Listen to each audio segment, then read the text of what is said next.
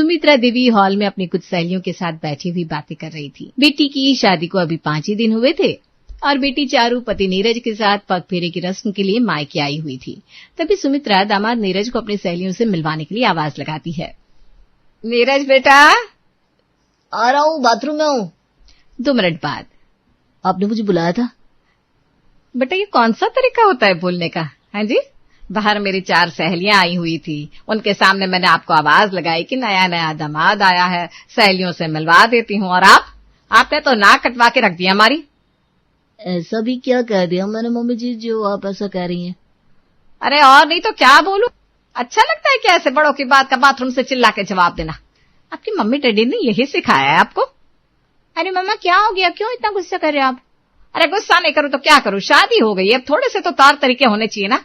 शरीफ घर के दामाद को ऐसे बिहेव करते हैं, और तू खबरदार जो बीच में बोली तो।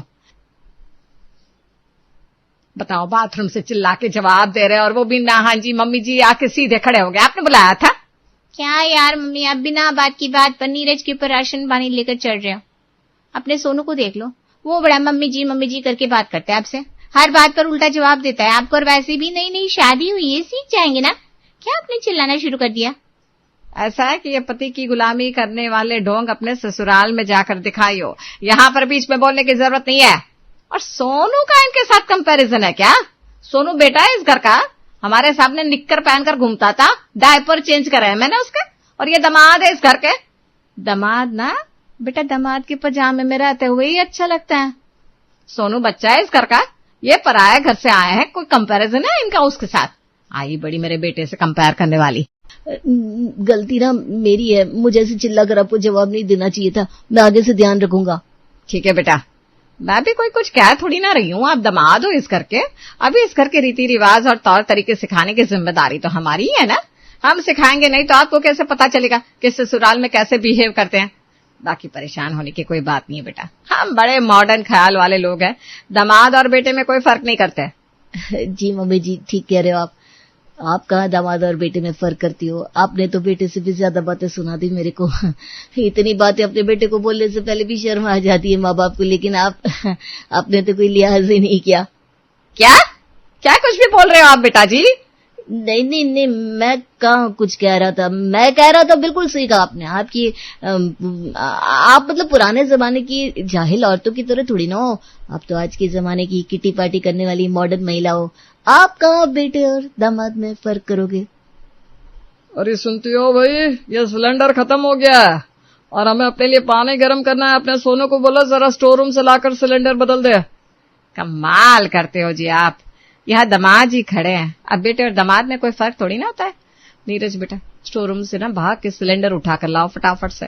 अगर सवेरे टाइम से तुम्हारे पापा जी को गर्म पानी ना मिले ना तो फ्रेश नहीं हो पाते, फिर पूरा दिन गंदी गैस छोड़ छोड़ के माहौल खराब कर देंगे। जी मम्मी, मतलब मैं लेकर आऊं? हाँ जी, आप ही का तो नाम नीरज है ना?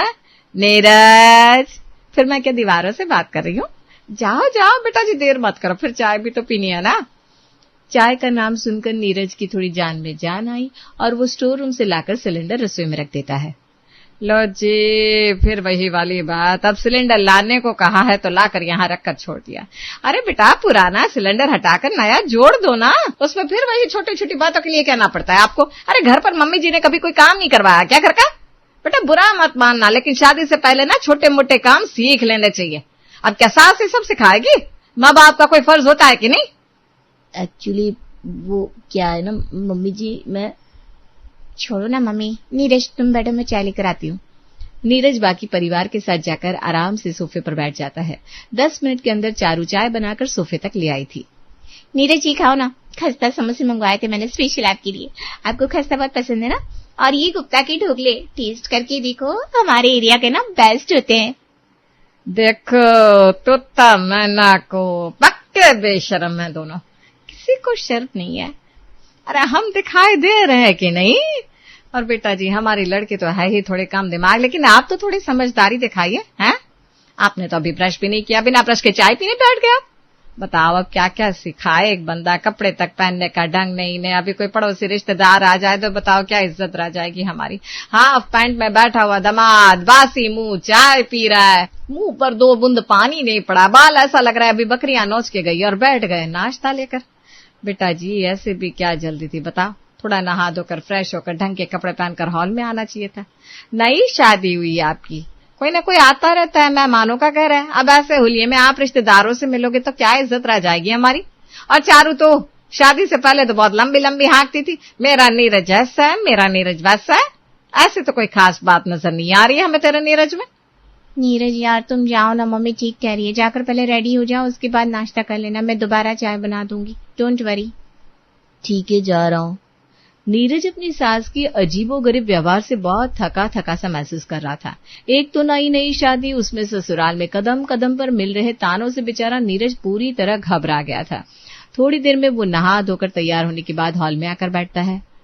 मम्मी जी अब तो ठीक है ना, अब तो लग रहा हूं ना मैं इस घर का दामाद। नीरज को देखकर सुमित्रा ऊपर से नीचे तक उसे घूरती है और गहरी सांस लेकर फिर से गर्दन हिलाने लगती है। बेटा जी मेरी ना एक आदत है, जो भी बात होती है मुंह पर कह देती हूँ, मन में कुछ नहीं रखती। और वैसे भी हम उन लोगों में से नहीं है जो बेटे और दामाद में अंतर करे, लेकिन बेटा जो बात है सो है। अब आप ही बताओ, मुश्किल से 1 हफ्ता हुआ है आपकी शादी को और आप ये मनहूस सी टी-शर्ट पहन के आ गए। आपको पता होगा ना शगुन का रंग कौन सा होता है। शगुन में तो लाल रंग चलता है। तो फिर पता तो है आपको। उसके बाद भी हमारे घर में सब रस्मों में अड़ंगा लगाने की कसम खा रखी है क्या आपने। अरे बेटा जी कहीं से लग रहे हो आप इस घर के दूल्हे। ऐसा करो चटक लाल रंग का कुर्ता पजामा पहन के आओ। और हाँ, शादी की ज्वेलरी कैसे उतार दी आपने हैं। हमारे यहाँ रिवाज है 1.25 साल तक ज्वेलरी उतार नहीं सकते। 1.25 साल तक आपको पहनना ही पड़ेगा, उसके बाद थोड़ी बहुत हल्की कर लेना। लेकिन फिर भी ये नहीं सूना गला करके घूम रहे हो। गला सूना रखना बड़ा आप शगुन मानते हैं हमारे यहाँ। आपकी कहने का मतलब क्या है। ये घड़ी अंगूठी चेन पहनकर महाराजा अकबर बनकर ऑफिस जाऊंगा क्या मैं। काम धंधे पर भी जाना होता है मुझे, नौकरी करूं या बस यही चलता रहेगा। देख रहे हैं आप अपने दामाद के रंग ढंग। बेटा दुनिया के कोई पहले लड़के नहीं हो आप जो शादी के बाद ऑफिस जा रहे हो, सब निभाते हैं। और बेटा जी शादी के बाद दामाद के ऊपर एक नहीं 2 परिवारों की इज्जत का बोझ होता है। ये बताया नहीं था कि आपके पापा जी ने। बुरा मत मानना, लेकिन मुझे लग रहा है चारू तेरा ससुराल ना कुछ सही नहीं है। बात बात पर बहस करते हैं, ये बड़ों की बात की कोई वैल्यू ही नहीं है। अब शर्मा जी के दामाद को ही देख लो, 5 साल हो गए शादी को, आज भी होली दिवाली तीज त्योहार मजा ले जो कभी सास ससुर के आशीर्वाद भी ना जाए। अरे भाई इतना संस्कारी लड़का, नजर तो हमने कभी उसके ऊपर देखी नहीं, मिलते ही पैर छूता है। बैंक में मैनेजर है, दिन भर में 100 लोग सलाम ठोकता है, लेकिन रत्ती भर घमंड नहीं है लड़के में। आज भी दामाद की तरह इज्जत से आता है। शर्मा जी ने शादी में 4 अंगूठियां चढ़ाई थी, आज भी सास ससुर का आशीर्वाद समझकर 24 घंटे पहना रहता है। ये सब ना संस्कारों की बात होती है बेटा। और वैसे भी अपनी अपनी किस्मत है, शर्मा ने तो जरूर पिछले जन्म में मोती दान किए होंगे। मुझे ऐसा क्यों लग रहा है कि तुम्हारी मम्मी शर्मा जी के दामाद की तारीफ कम और मेरी बेइज्जती ज्यादा कर रही है। ये पानी में भिगो भिगो कर जूता क्यों मार रही है मेरे मुंह पर। जो कहना है सीधा सीधा कह लेना। तुम भी ना पागल हो, हर बात को इतना पर्सनल लेने की क्या जरूरत है। मेरी मम्मी की आदत है, जब तक 2-4 लोगों के बारे में डिटेल में बता ना दे मम्मी की बात खत्म नहीं होती। मम्मी की बात को ना दिल से मत लगाया करो, तुम्हें पता है 10 मिनट बाद भूल भी जाती है क्या बोली थी। हाँ याद भी कैसे रहेगा, पूरे दिन में इतने ताने देती है, आखिर कोई कितनी बातें याद रखेगा। जिससे दामाद नीरज चारू के साथ पग फेरे की रस्म के लिए अपने ससुराल आया था, सुमित्रा तो जैसे हाथ धोकर उसके पीछे पड़ गई थी। और ये सब देखकर सुमित्रा की बहू मधुकेतु जैसे होश ही उड़ गए थे। क्या आप भी अभी तक ये सोच रहे हैं कि यहाँ उल्टी गंगा क्यों और कैसे बह रही है? तो ये समझने के लिए आपको 1 साल पहले की घटनाएं समझनी पड़ेगी। 1 साल पहले बहू मधु की मुंह दिखाई पर। मधु बेटा ये क्या पहन रखा है तुमने, थोड़ा बहू जैसा हुलिया रखो, 4 रिश्तेदार आए हुए हैं मुंह दिखाए के लिए। लेकिन मम्मी जी मैं तो पूरी रेडी हो गई हूँ, मेकअप ज्वेलरी भारी साड़ी सब कुछ तो पहना है मैंने, फिर आप ऐसे क्यों बोल रही हो। अरे बेटा जी पूरी बात सुनता है, बीच में टोक के ना बहस करना अच्छी बहू की निशानी नहीं होती। आप ही बताओ कितने हार चढ़ाए थे आपको शादी में। एक बड़ा वाला आपने चढ़ाया, छोटा वाला नेकलेस दादी जी ने, और एक चेन सेट सोनू ने दिया, टोटल 3। तुम्हारे मायके से भी तो मिला होगा ना कुछ, वो तिजोरी में रखने के लिए नहीं है। 4 औरतें आई हैं, उनके बीच में मजाक बनवाओगे क्या आप हमारा? अरे नाक कट जाएगी हमारी, क्या बोलेंगे लोग? वैसे तो बड़ा शोशा करते हैं और बहू के पास गहने तक नहीं है। अच्छा ऐसी बात है, तो ठीक है ना मम्मी जी, मैं पहन लेती हूँ बाकी की ज्वेलरी भी। वो क्या है ना, एक साथ इतने सारे गहने पहनना थोड़ा अनकंफर्टेबल हो रहा था, इसलिए मैंने बस एक सेट पहन लिया। फिर वही बात, बहस पर बहस किए जा रही हो। अरे बहू बन के आई हो घर में, अब यहाँ पर टी शर्ट और शॉर्ट्स में कंफर्टेबल होकर घूमने से तो काम चलेगा नहीं है। यहाँ तो हमारे हिसाब से रहना पड़ेगा ना तुम्हें, अब चाहे कंफर्टेबल लगे या ना लगे। मुंह दिखाए के दिन मिले तानों के घावों ने मधु का मन घायल कर दिया था। हे भगवान, मम्मी जी ने तो पहले दिन ही इतनी बातें सुना दी मुझे, पता नहीं आगे और क्या क्या होगा। नई नबीली दुल्हन को बोलने से पहले कुछ तो सोचना चाहिए। 7 से 10 बातें सुनने के बाद बेचारी मधु जाकर एक साथ सारे गहने लाद कर आती है। कुछ दिन बाद, बेटा ये कैसी फीकी सी साड़ी है, हाँ? नहीं चलेगी ये साड़ी। कुलदेवी की पूजा है, आज लाल चटक रंग पहन कर आओ। मम्मी जी आजकल पेस्टल का जमाना है। अरे अब पेस्टल वेस्टल हम नहीं समझते। ये अंग्रेजों की तरह ना गीला सिंदूर मांग में टपका कर मत आना। तुम्हारी मम्मी ने बताया नहीं कि जितनी लंबी मांग भरो पति की उम्र उतनी लंबी होती है। और बेटा शादी करी है तुमने तो सिंदूर लगाने में शर्म कैसी है? अच्छे से लगाओ, दूर से दिखाई पड़ना चाहिए नई दुल्हन आ रही है। पता नहीं आजकल की लड़कियां तो क्या ही दुल्हन बनेगी। एक हमारा जमाना था, एक बच्चा गोद में आ जाता था लेकिन हुलिया देखकर कोई बता नहीं सकता था कि शादी को साल बीत गया। और ये आजकल की लड़कियां, न पैर में पायल, न हाथ में चूड़ी, न मांग में सिंदूर, बस बेबी बेबी करके पले पलाए लड़कों की अम्मा बनने को बेचैन है। अपने बच्चे करने को कह दो तो इन्हें सांप सूंघ जाता है। मम्मी जी अभी तो मेरी शादी को बस 2 महीने हुए हैं, अभी से अब बच्चों के लिए तो ताने मत दो। तो बेटा अभी हम कहना शुरू करेंगे तब जाकर 6 महीने बाद तुम्हारी अकल में अकल आएगी, उसके बाद भी साल भर के बाद तो पोते का मुंह देखने को मिलेगा। सोनू जी आपकी मम्मी जी से मैं एकदम परेशान हो गई हूँ। ऐसी कोई बात हो ही नहीं सकती जिसमें वो कमी निकाल कर मुझे 2-4 बातें न सुनाए। फिर मेरी मम्मी को बीच में ले आती है कि तुम्हारी मम्मी ने कुछ सिखाया नहीं। अरे मेरी मम्मी को कहाँ पता था कि मेरी सास तो भगवान के बनाए इंसान में कमी निकाल दे। उनके सामने मेरी मम्मी बेचारी क्या ही चीज है। यार देखो, तुम मम्मी की बातों को ज्यादा मन से मत लगाया करो। मम्मी की ना आदत है, बाकी मन से इतनी खराब नहीं है वो। अरे वो मैं जानती हूँ उनका मन कितना साफ है। बस अब तो मुझे उस दिन का इंतजार है जब इस घर में कोई दामाद आएगा और जब उसके आगे पीछे दामाद जी कहकर हाथ पैर जोड़ेंगी है। मेरे कलेजे को तभी ठंडक मिलेगी जब उनकी अकड़ ढीली होते हुए देख लूंगी। नीरज, तू बहुत इंटरेस्ट दिखा रहा था ना मेरी ननद में, अगर तू वाकई इंटरेस्टेड है तो बात चलाऊं? अरे दीदी रहने दो, तुम तो बता रही थी अब तुम्हारी सास बड़ी खड़ूस है, कौन झेलेगा उन्हें। अरे बेटा यही तो मजे की बात है ना, सास सारी खड़ूस पंथी बहू पर निकालती है। दामाद तो भगवान होते हैं उनके लिए भी। जो सास बहू के लिए जितनी खड़ूस होती है ना, दामाद के आगे उतनी ही हाथ जोड़कर भक्त बनी घूमती है। ये सारी बातों की टेंशन ना ले तू, एक बार बस शादी के लिए हाँ बोल दे, उसके बाद मेरी सास तेरे नाम की माला जपती घूमेगी। अगर ऐसी बात है तो दीदी चलाओ बात। वैसे चारू तो मुझे बहुत अच्छी लगती है। नीरज की हाँ सुनने के बाद मधु चारू के लिए उसकी बात अपने ससुराल में चलाती है। वैसे लड़का तो ठीक है लेकिन मैं रिश्तेदारी में दोबारा फंसना नहीं चाहती। और फिर चारों के लिए लड़कों की कोई कमी थोड़ी ना है। मम्मी ये क्या बात हुई? एक तरफ आप ये भी कह रही हो लड़कों की कमी नहीं है और फिर दूसरी तरफ रिश्ते के लिए इनकार भी कर रही हो। मैं क्या कह रही थी, जब लड़का ठीक है तो फिर 10 जगह रिश्ता ढूंढने से भी क्या फायदा होने वाला है, यहीं पर हाँ बोल दो ना। लो जी, यहाँ तो ये पहले ही उतावली हुई जा रही है उसके साथ शादी करने को। अब जब इन्होंने पहले ही सब तय कर रखा है फिर मेरे कुछ कहने से क्या ही फर्क पड़ता है। अब आया ना ऊंट पहाड़ के नीचे। बात मेरे मायके वालों को बात बात में घसीट कर लाती थी ना। मेरे मायके वालों ने ये सिखाया, मेरे मायके वालों ने वो नहीं सिखाया। अब जब दामाद के आगे पीछे हाथ जोड़कर घूमेंगी ना तब बताऊंगी कि जिस दामाद को आज देवता बनाकर पूज रहे हो ना वो भी मेरे मायके से आया है।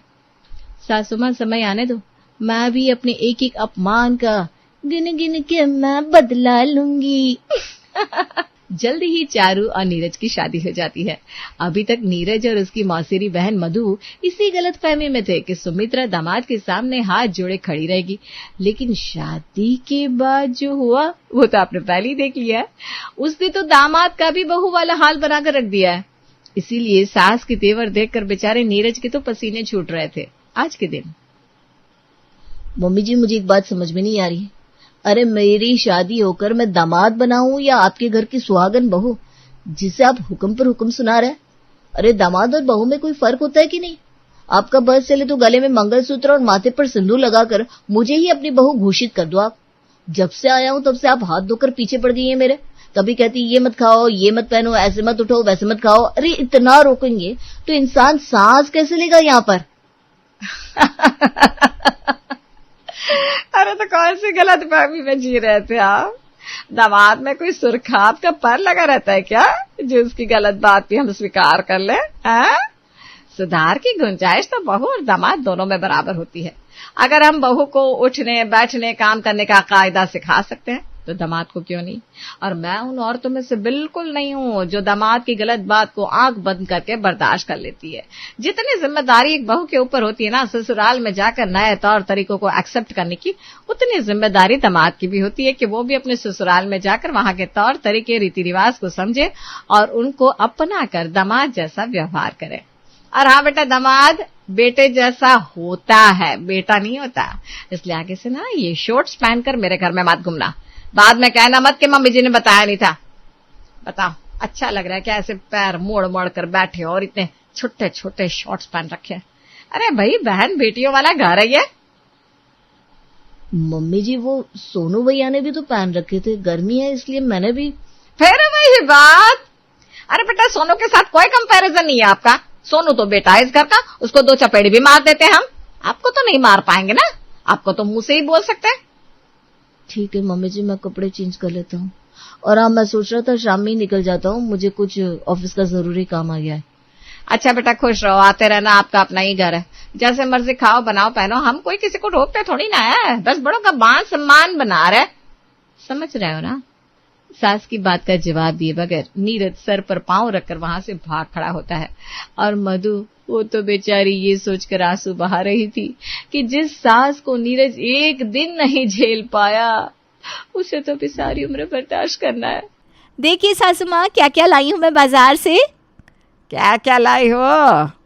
ये देखिए, इयररिंग्स, ये चप्पल और ये कुछ कंगन।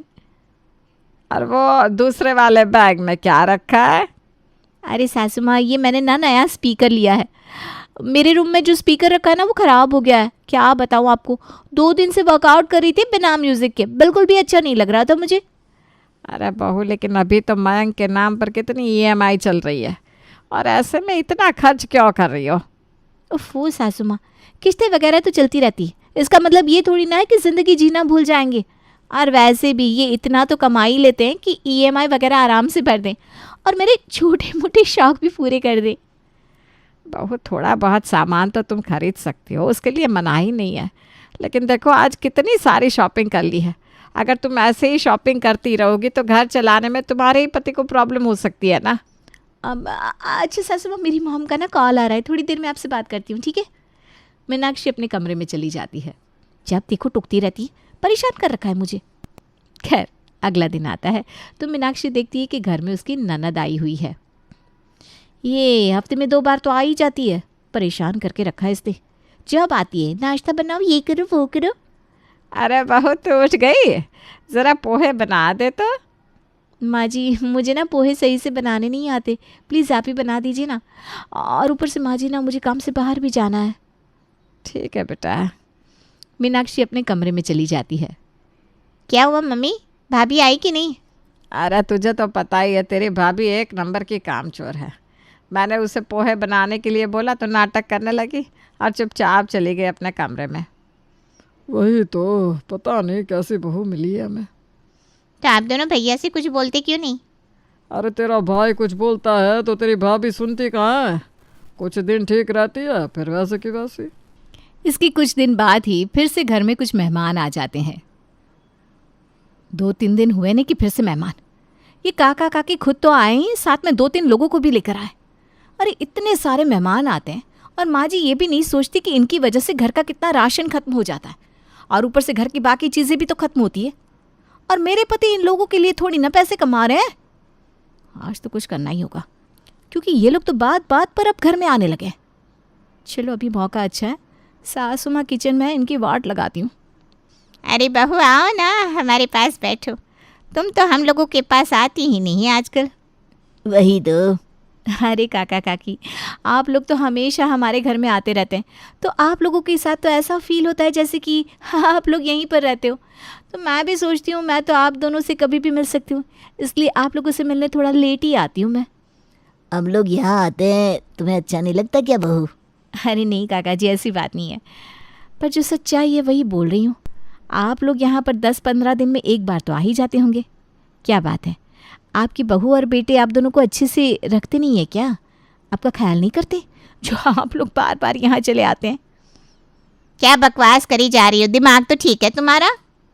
वही तो कामिनी, चलो यहाँ से, मुझे तो यहाँ एक पल भी नहीं रुकना। अरे काका काकी रुकिए तो।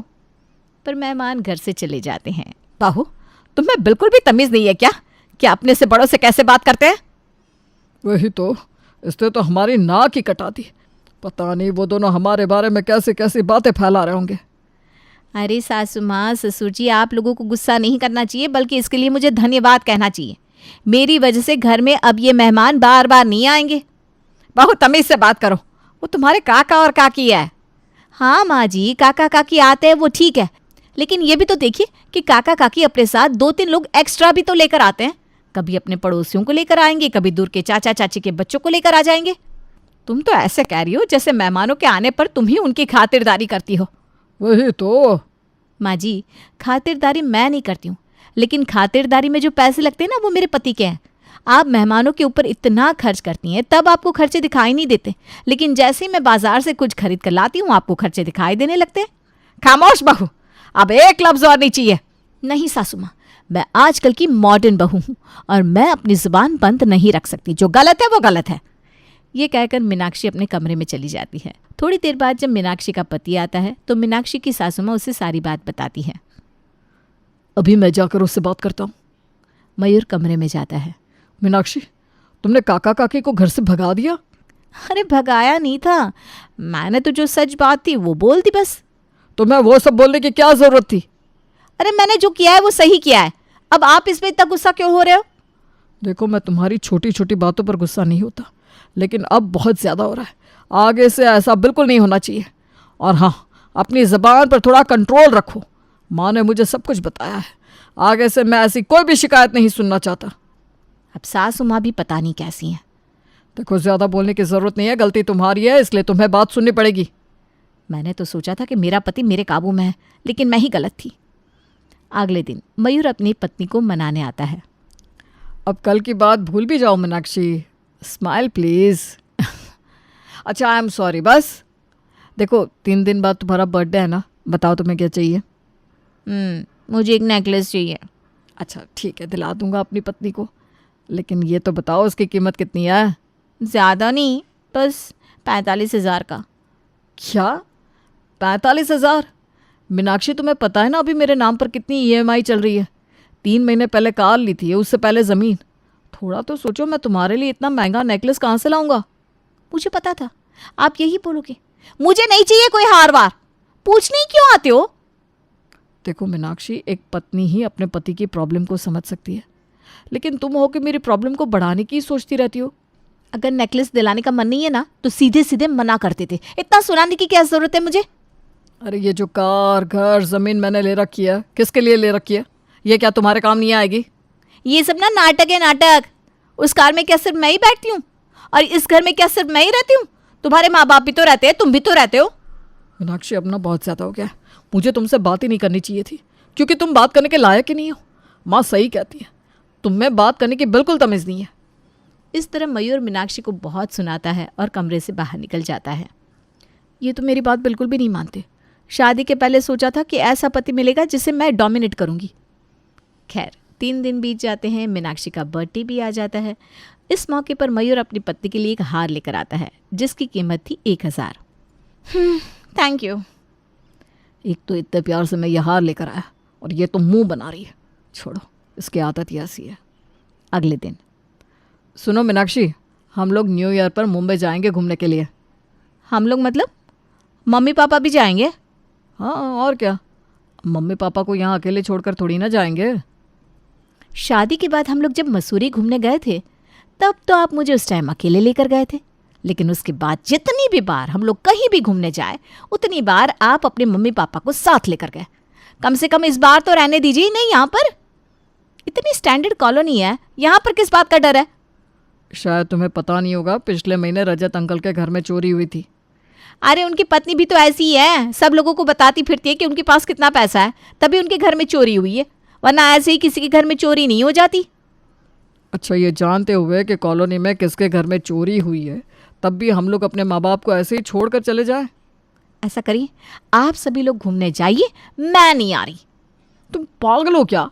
नहीं, मुझे आपके माँ बाप के साथ बिल्कुल मज़ा नहीं आता, बस क्योंकि आपकी माँ वहाँ पर मुझे बात बात पर टोकती रहती है। मीनाक्षी तुम कैसी हो यार? मैं जैसी भी हूँ ना, बहुत अच्छी हूँ। जो भी बात मेरे मन में होती है साफ साफ कहती हूँ।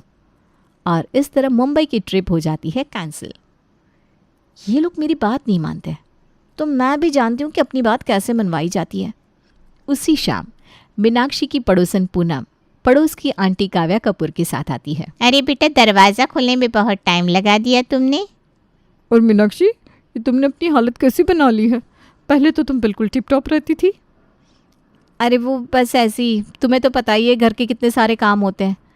घर के काम के चक्कर में खुद को संवारना ही भूल जाती हूँ। अब सॉरी आंटी, दरवाज़ा खोलने में इसलिए टाइम लग गया क्योंकि मैं बर्तन धो रही थी, इसलिए ना हाथ में साबुन लगा था। अच्छा बेटा, तू काम कर रही थी, कहीं हमने तुम्हें डिस्टर्ब तो नहीं किया? नहीं नहीं आंटी, सुबह से काम ही तो कर रही हूँ। थोड़ी देर ब्रेक ले लूँगी तो क्या हो जाएगा। बैठिए ना, मैं आप दोनों के लिए चाय नाश्ता लेकर आती हूँ। अरे रहने दे बेटा, चाय नाश्ते की कोई ज़रूरत नहीं है। अच्छा बेटा, परसों ना मेरे घर में पूजा है, तो तू अपनी सास के साथ आ जाना। हाँ हाँ आंटी, ज़रूर ज़रूर। और बता बेटा, सब ठीक चल रहा है ना तेरे घर में? हाँ आंटी, सब ठीक ही चल रहा है। तो ये बात इतने मायूस मन से क्यों कह रही है बेटा? बता ना आखिर बात क्या है, हम भी तो तेरे अपने जैसे हैं। हाँ मीनाक्षी, बताओ ना आखिर बात क्या है? अरे पूनम, तुम्हें तो पता ही है सास के साथ रहना कैसा होता है। सबको काव्या आंटी जैसी सास थोड़ी ना मिलती है। अरे क्यों भाई, क्या हुआ? तेरी सास अच्छी नहीं है क्या? बस आंटी, वही है हर घर की एक कहानी। सास ससुर के साथ रहना कितना मुश्किल होता है, ये बात तो आपको भी पता होगी। आपकी सास भी एक ज़माने में आपके साथ ऐसा ही करती होंगी। हाँ बेटा, ये तूने सही कहा। मेरी सास ना बहुत स्ट्रिक्ट थी, बात बात पर टोका करती थी, और तो और मुझे घर से बाहर भी नहीं निकलने देती थी। इसलिए जब मेरी बहू आई तो मैंने ठान लिया कि जो मेरे साथ हुआ है वो मैं अपनी बहू के साथ नहीं होने दूंगी। हाँ आंटी, मैंने देखा है आप अंजलि को कितने अच्छे से रखती हैं। देखकर लगता ही नहीं कि वो आपकी बहू है, ऐसा लगता है जैसे वो आपकी बेटी है। वही तो, एक मेरी सासू माँ है जो मुझसे ऐसा व्यवहार करती है जैसे मैं उनकी बहू ही नहीं हूँ। और इस तरह मीनाक्षी बड़ी बेचारी बनकर अपनी दोनों पड़ोसियों से अपनी सासू माँ के बारे में काफ़ी झूठी बातें फैलाती है।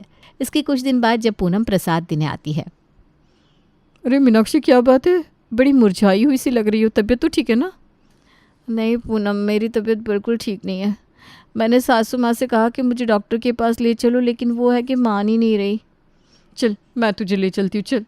नहीं नहीं नहीं, मैं तुम्हारे साथ नहीं जा सकती। अगर तुम्हारे साथ जाऊंगी तो मेरी सास मुझे और डांटेंगी और बोलेंगी कि पता नहीं मैं पड़ोसियों से क्या क्या बोलती रहती हूँ। अरे ऐसा कुछ नहीं होगा, तू चल मेरे साथ। नहीं ना पूनम, बात का बतंगड़ बन जाएगा। तुम मेरी बात मान, तो अभी यहाँ से चली जा, ठीक है? अरे लेकिन ये बार बार तू अपनी साड़ी से ये हाथ क्यों ढक रही है? तेरे हाथ में चोट लगी है, किसने मारा है क्या तुझे? अरे नहीं पूनम, कुछ नहीं। अच्छा ठीक है, तू जाना, सासू माँ आ रही है, जा यहाँ से। और मीनाक्षी जल्दी से दरवाज़ा बंद कर लेती है। वहीं पूनम मीनाक्षी के लिए चिंतित हो जाती है। थोड़ी देर बाद मीनाक्षी की सासू माँ उसे किचन में बुलाती है। अरे माँ जी, अब दोबारा क्यों बुला रही हो? थोड़ी देर पहले ही तो नाश्ता बनाया था, अब मैं खाना नहीं बना पाऊंगी। हाँ, दरअसल आजकल मीनाक्षी का व्यवहार और भी बुरा हो गया था। वो अपने सास ससुर को ऐसे ही जवाब दिया करती, और तो और घर के काम भी नहीं करती। दिन भर बस अपने कमरे में लेटी रहती और टीवी देखती। ऐसे ही लिपस्टिक से अपने शरीर में चोट के निशान बना बना कर इन लोगों को बदनाम कर दूंगी। हाँ, ऐसा कई दिनों तक चलता रहता है। मीनाक्षी अपने पड़ोसियों के सामने बेचारी बनने का नाटक करती और नकली निशान दिखाकर अपने ससुराल वालों को बदनाम करती रहती। तभी एक दिन, तेरे ससुराल वाले तेरे साथ कितना बुरा व्यवहार करते हैं। सच में?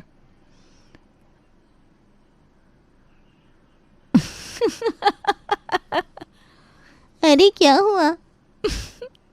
मेरे ससुराल वाले मुझे डोमिनेट करना चाहते थे, उल्टा मैंने ही उनको डोमिनेट करना शुरू कर दिया। ऐसी चाल चली कि सभी लोग मेरे काबू में आ गए, सबको डरा कर रखा है मैंने। और मीनाक्षी उन दोनों को सारी बात बता देती है। वहीं पूनम को हाल ही में रील बनाने का शौक चढ़ा था, इसलिए उसका फ़ोन ऑन रह जाता है और ये सारी बातें रिकॉर्ड हो जाती है। खैर, मीनाक्षी की बातें सुनकर दोनों हैरान रह जाती हैं। इसके कुछ दिन बाद जब मीनाक्षी के घर में पार्टी थी, देखो तो मानसी सबके सामने कैसा अच्छा होने का नाटक कर रही है। हाँ यार, सच में यकीन नहीं होता कि आज के ज़माने में ऐसे भी लोग हैं। लेकिन मैं इसका पर्दाफाश करके रहूंगी। इसके बाद पूनम सीधे मीनाक्षी की सासू माँ के पास जाती है और उसे सारी बात बता देती है। अब चिंता मत करिए आंटी जी, मेरे पास एक प्लान है। ये कहकर पूनम सीधे मीनाक्षी के पास पहुंचती है। और बता, सब ठीक है ना? अरे इनको तो मैंने अच्छे से डरा धमका कर रखा है, तो सब कुछ ठीक ही रहेगा ना। मैंने तो बोल दिया कि मैं एक औरत हूँ और एक औरत बस एक आवाज़ भी उठा दे ना तो सब अंदर पहुँच जाते हैं। और ये सारी बातें पूनम अपने फ़ोन में रिकॉर्ड कर लेती है और फिर मीनाक्षी की सास के पास पहुँच जाती है। रोइए मत आंटी जी, अब सब ठीक हो जाएगा। हाँ पूनम बेटा, तो एकदम सही समय पर मेरी मदद करने आई है। इसने तो हमारा जीना ही मुश्किल कर रखा है। इसके अगले ही दिन हेमा मीनाक्षी के मायके वालों को घर में बुलाती है और उन सभी के सामने वो वीडियो चला देती है। देखा आप लोगों ने, अब तो यकीन हो गया ना आप लोगों को कि आपकी बेटी गलत है। मम्मी पापा, ये सब झूठ है, ये मेरी आवाज़ नहीं है। चुप कर, अब और कितना झूठ बोलेगी। हमने तेरे सास ससुर का भरोसा नहीं किया, तेरे पति का विश्वास नहीं किया, लेकिन अब ये वीडियो, इस पर भी विश्वास ना करें जिसमें तू खुद अपनी गलतियों को कबूल कर रही है, और वो भी बड़ी खुश होकर, और जिसे तेरे पड़ोसियों ने ही रिकॉर्ड किया है। वही तो, क्या ये सारे लोग झूठ बोल रहे हैं और तू अकेले सच बोल रही है? क्या हमने तुझे यही संस्कार दिया है बेटा? समधी जी, समधन जी, हम दोनों को माफ़ कर दीजिए। हम दोनों ने आपकी बात बिल्कुल नहीं सुनी। ससुर जी, अगर हमारे पड़ोसी ने सही वक्त पर हमारी मदद नहीं करी होती तो आज शायद हम सलाखों के पीछे होते। मीनाक्षी, चलो, तुम यहाँ रहने के काबिल नहीं हो। तुमने इस शरीफ परिवार को बहुत परेशान कर लिया है, चलो। और मीनाक्षी के मायके वाले उसे अपने साथ ले जाते हैं। वहीं मीनाक्षी बार बार अपने ससुराल वालों से अपने किए के लिए माफ़ी मांगती रहती है।